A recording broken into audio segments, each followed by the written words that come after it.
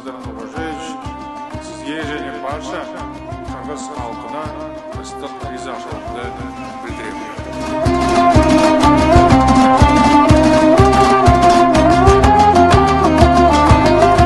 Салам аскер!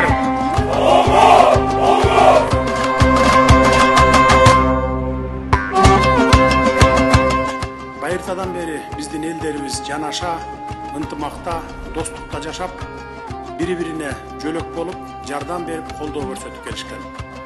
Ушуга байланыштуу калыптанган достук салттын негизинде бардык маселелерди кеңешип, чечебиз деп терең ишенем.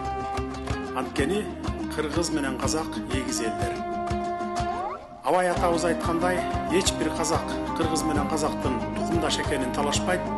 Ошондой эле эч бир кыргыз казак менен кыргыздын бир туугандыгына күмөн салбайт деп баса белгилеп кетмек.